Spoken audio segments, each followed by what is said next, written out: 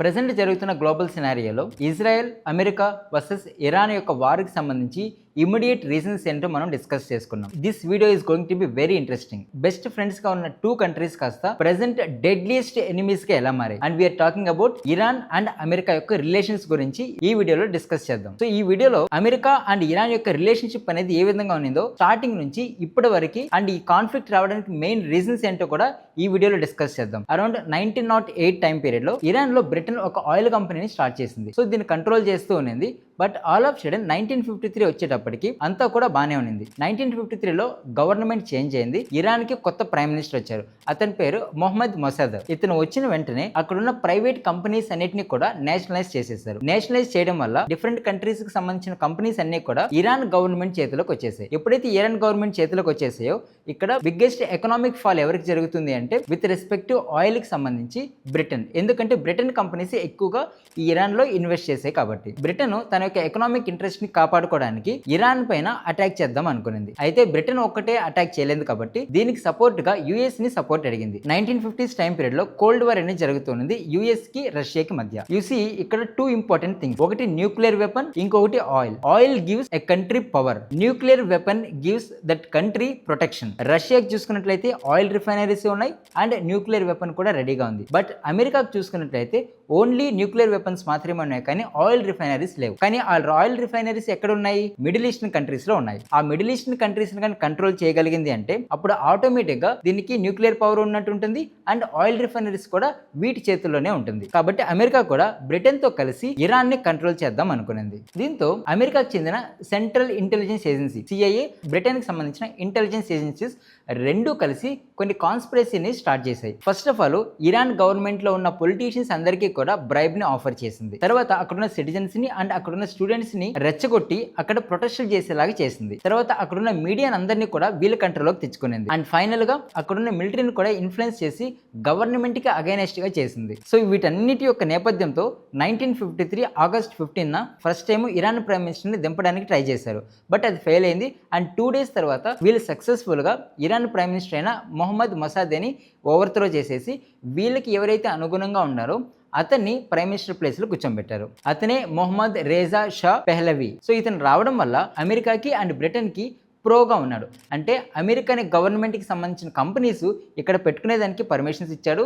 అదేవిధంగా ఆల్రెడీ ఇరాన్లో ఎస్టాబ్లిష్ అయిన బ్రిటన్ కంపెనీస్కి లైసెన్స్ అనేది ఎక్స్టెండ్ చేశారు. దీంతో ఇరాన్ యొక్క పొజిషన్ అనేది మారిపోయింది. అక్కడ ఎకానమీ అనేది పీక్స్ లో ఉండింది. ఎంప్లాయ్మెంట్ ఆపర్చునిటీస్ హెవీగా ఉన్నాయి. అండ్ అక్కడ రోడ్స్ బిల్డ్ చేశారు, హైవేస్ బిల్డ్ చేశారు, స్కై స్క్రేపర్స్ బిల్డ్ చేశారు, బిల్డింగ్స్ అన్ని కూడా అద్భుతంగా రన్ అయింది. ఒక సిచ్యువేషన్ లో ఏ విధంగా ఉన్నదంటే ఇరాన్ ఒక అమెరికా లాగా ఉన్నింది. ఓవర్ పీరియడ్ ఆఫ్ టైం తర్వాత అంటే 1953 నుంచి 1979 మధ్య వచ్చేటప్పటికి ఇన్ఈక్వాలిటీస్ పెరగడం స్టార్ట్ అయింది. అంటే ఈ కంపెనీస్ నుంచి వచ్చే ప్రాఫిట్స్ అనేది అన్నింటి కూడా కంపెనీస్ తీసేసుకుంటున్నాయి. మన కంట్రీలో ఉన్న ఆయిల్ రిఫైనరీస్ ని వేరే కంట్రీస్ వాళ్ళ కంపెనీస్ వచ్చి ఇక్కడ పెట్టుకొని వాళ్ళు ప్రాఫిట్స్ తీసుకున్నారు, మన ప్రజలకి ఏమీ లేకుండా ఉంది అనేసి పీపుల్ ని రెచ్చగొట్టడం స్టార్ట్ చేశారు. 1979 పీరియడ్ కి వచ్చేటప్పటికి ఒక సైడ్ రిచ్ ఇంకా రిచ్ అవుతుంటే ఇంకొక సైడ్ వచ్చి half of the country employment opportunities లేవు, గ్రోత్ అనేది లేదు, కనీసం మినిమం బేసిక్ ఎమ్యూనిటీస్ గా లేకుండా ఉన్నాయి. పవర్టీ అనేది ఇంకా దీనంగా వెళ్ళిపోయింది, ఇన్ఫ్లేషన్ పెరిగిపోయింది. దీంతో అక్కడున్న పీపుల్ అందరూ కూడా ఒక్కసారిగా రివాల్ట్ చేశారు. వీళ్ళందరికీ కూడా ఒక లీడర్ తయారయ్యాడు. ఆ లీడర్ పేరే Ayatollah Ali Khamenei.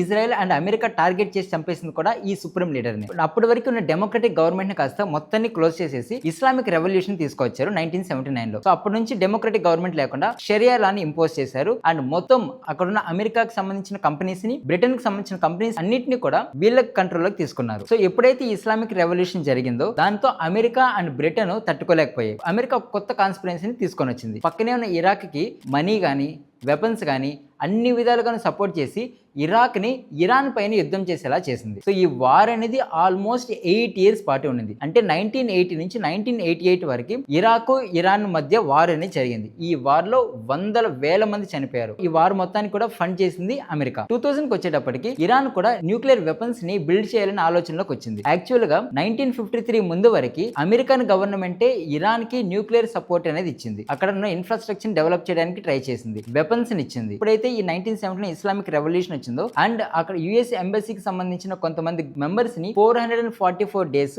Iran hostage గా చేసుకునేది. దీంతో యుఎస్ మొత్తం కూడా టర్న్ అయిపోయేసి ఇరాన్ ని ఎంతకైనా సరే అంతం చేయాలని ఫిక్స్ అయ్యింది. డైరెక్ట్ గా కాకుండా ప్రాక్సీ వార్స్ అంటే పక్కన కంట్రీస్ తో ఇరాన్ పైన దాడి చేయడం. సో ఇలా కంటిన్యూగా చేస్తూ వచ్చింది అండ్ 2000 టైం పీరియడ్ లో న్యూక్లియర్ వెపన్స్ ని తయారు చేయాలని ఫిక్స్ అయింది. మీకు ఒక చిన్న ఎగ్జాంపుల్ చెప్తాను. యురేనియం 235 యొక్క ఎంరిచ్మెంట్ చేయాలి.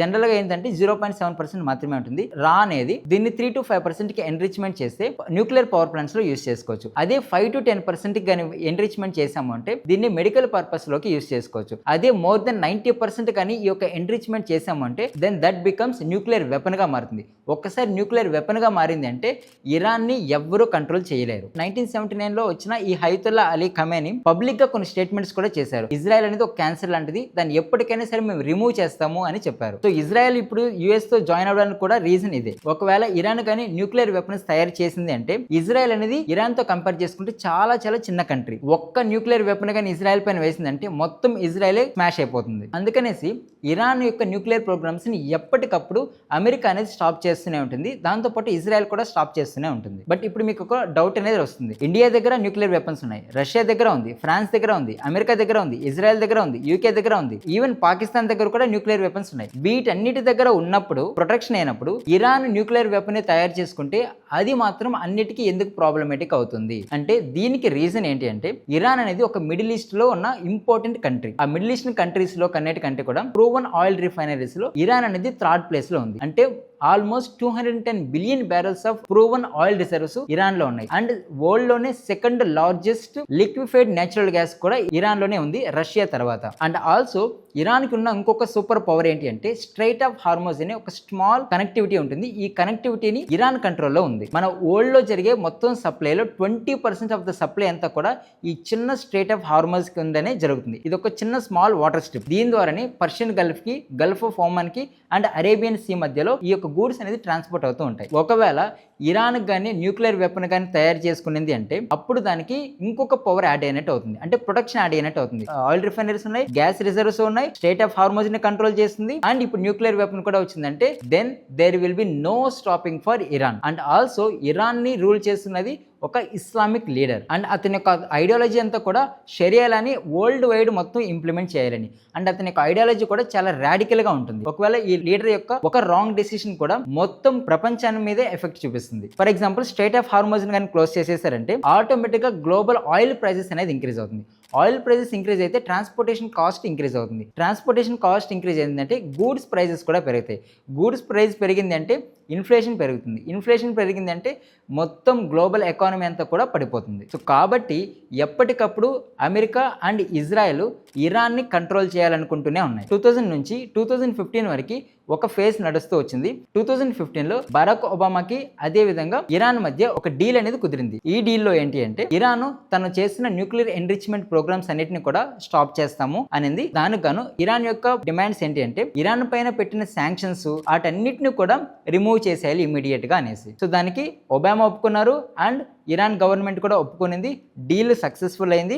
దీంతో ఇరాన్ పైన ఉన్న శాంక్షన్స్ అన్నిటిని కూడా రిలీవ్ చేసేసారు. అండ్ ఇరాన్ కూడా కంప్లీట్ గా ఆ న్యూక్లియర్ ఎన్రిచ్మెంట్ ప్రోగ్రామ్స్ ని స్టాప్ చేసేసింది. బట్ కట్ చేస్తే 2018లో యుఎస్ కి డొనాల్డ్ ట్రంప్ ప్రెసిడెంట్ అయ్యారు. ప్రెసిడెంట్ అయిన వెంటనే ఆ శాంక్షన్స్ అన్నిటిని కూడా మళ్ళీ ఇంపోజ్ చేసి ఎటువంటి రిలీఫ్ ఇవ్వలేదు ఇరాన్ కి. సో దీంతో ఇరాన్ అమెరికా మారదు, మన సెక్యూరిటీ కోసం మనం ఖచ్చితంగా న్యూక్లియర్ వెపన్ ని బిల్డ్ చేసుకోవాలి అనేసి మళ్ళీ న్యూక్లియర్ ఎన్రిచ్మెంట్ ప్రోగ్రామ్స్ స్టార్ట్ చేసింది. సో టిల్ 2025 వరకు కూడా ఈ యొక్క ఎన్రిచ్మెంట్ ప్రోగ్రామ్స్ అనేది జరుగుతూనే ఉంది. మే 2025 international atomic energy agency Iran యొక్క న్యూక్లియర్ ఎన్రిచ్మెంట్ ప్రోగ్రామ్ అనేది 60% కి రీచ్ అయింది అనౌన్స్ చేసింది.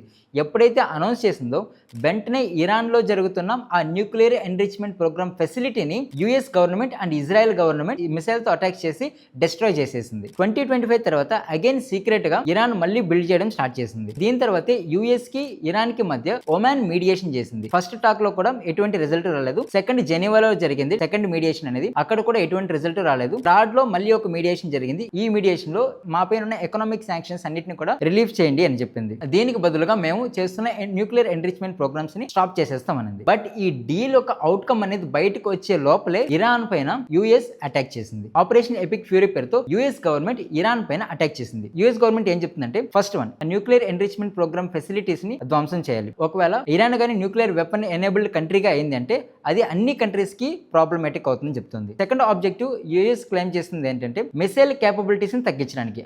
అంటే ప్రెసెంట్ ఇరాన్ వచ్చి లాంగ్ రేంజ్ బెలిస్టిక్ మిసైల్స్ పైన వర్క్ చేస్తుంది. ఈ లాంగ్ రేంజ్ బెలిస్టిక్ మిసైల్స్ వల్ల ఇరాన్ చుట్టూ ఉన్న Kuwait, Dubai, UAE, Saudi Arabia, Yemen, Syria, Iraq, Jordan ఈ ప్లేసెస్ లో ఉన్న అమెరికా యొక్క మిలిటరీ బేసిస్ పైన ఇరాన్ టార్గెట్ చేస్తుందని వీళ్ళు భయపడ్డారు. అండ్ థర్డ్ వన్ వచ్చి ఈ సుప్రీం లీడర్ వచ్చి అన్స్టేబుల్ గా ఉంటాడు అండ్ ఈయన యొక్క ఐడియాలజీ అనేది కూడా కంప్లీట్ గా డిఫరెంట్ ఉంటుంది. కాబట్టి వీళ్ళతో ఎన్ని డీల్స్ కుదిరించుకున్నప్పటికీ కూడా దీని యొక్క అన్స్టేబిలిటీ వల్ల వీళ్ళు ఈ యొక్క ప్రోగ్రామ్ కంటిన్యూ చేస్తారు. అంటిల్ అండ్లెస్ ఆ సుప్రీం లీడర్ లేరు అంటే ఇటువంటి ప్రోగ్రామ్స్ ని కంటిన్యూ చేయరు అనేసి అమెరికన్ గవర్నమెంట్ బిలీవ్ చేసింది. కాబట్టి ప్రెసెంట్ ఇరాన్ లో ఉన్న రెజ్యూమ్ ని చేంజ్ చేయాలనుకునేది. అండ్ ఇంకొకటి వచ్చి ఇరాన్ ఇండైరెక్ట్ గా కొన్ని ఆర్గనైజేషన్స్ కి సపోర్ట్ చేస్తూ ఉంటుంది. ఫర్ ఎగ్జాంపుల్ గాజాలోని హమాస్ ఈ ఆర్గనైజేషన్ కి ఇండైరెక్ట్ గా ఫండింగ్ అనేది ఇరానే చేస్తుంది. అండ్ లెబనాన్ లోని హెజ్బుల్లా, ఇంకొకటి హౌతీస్, వెస్ట్ ఏషియాలోని ఇస్లామిక్ జిహాద్ అండ్ ఇరాన్ లోని ఐఆర్జీసీ ఈ ఆర్గనైజేషన్స్ అన్నిటికీ కూడా ఇరాన్ ఫండింగ్ చేస్తూ ఉంది అండ్ ఇరాన్ వెపన్స్ ని సప్లై చేస్తూ ఉంది. అండ్ ఇది ఇండైరెక్ట్ గా డిఫరెంట్ కంట్రీస్ లో ఉన్న అమెరికన్ మిలిటరీ బేసిస్ కి ఎఫెక్ట్ అవుతుంది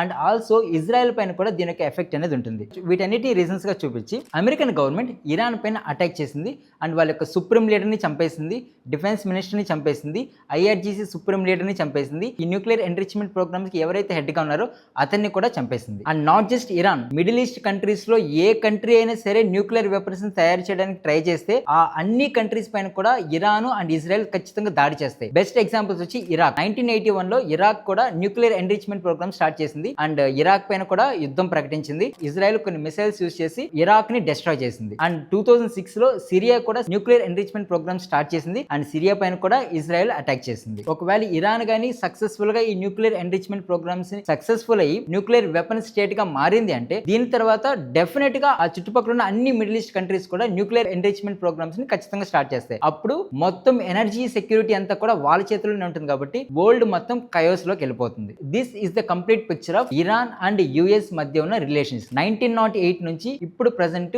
మార్చ్ 2026 వరకు జరిగిన మొత్తం సినారియో అంతా కూడా మీకు చెప్పాను. నెక్స్ట్ వీడియోలో ఇజ్రాయెల్ కి ఇరాన్ కి మధ్య అసలు వార్ ఎందుకు జరుగుతుంది, వాటి మధ్య ఉన్న రిలేషన్స్ ఏంటో కూడా మనం డిస్కస్ చేసుకుందాం. అండ్ నెక్స్ట్ వీడియోలో వీటన్నిటి వల్ల గ్లోబల్ పైన ఏ విధంగా ఈ యొక్క వార్ అనేది ఇంపాక్ట్ చూపిస్తుంది, ఎకనామికల్ పరంగా, పొలిటికల్ పరంగా, సొసైటల్ పరంగా, కల్చరల్ పరంగా ఏ విధంగా ఇంపాక్ట్ చూపిస్తుంది అండ్ పర్టికులర్ గా ఇండియా పైన ఏ విధంగా ఇంపాక్ట్ చూపిస్తుంది అనేది మనం డిస్కస్ చేసుకుందాం. సో ఇప్పటి వరకు మీరు చూసారు అంటే మా కంటెంట్ మీకు ఖచ్చితంగా నచ్చింది అనుకుంటున్నాను. ఇటువంటి ఇంటర్నేషనల్ ఇష్యూస్ ఇంట్రెస్టింగ్ గా, సింప్లిఫైడ్ గా మీకు అర్థమయ్యేలా తెలుసుకోవాలనుకుంటే మీరు చేయాల్సిందంతా ఒకటి, please do subscribe to Harikatha time. మరొక ఇంపార్టెంట్ అండ్ ఇంట్రెస్టింగ్ వీడియోతో మళ్ళీ కలుద్దాం. అప్పటి వరకు నమస్కారం.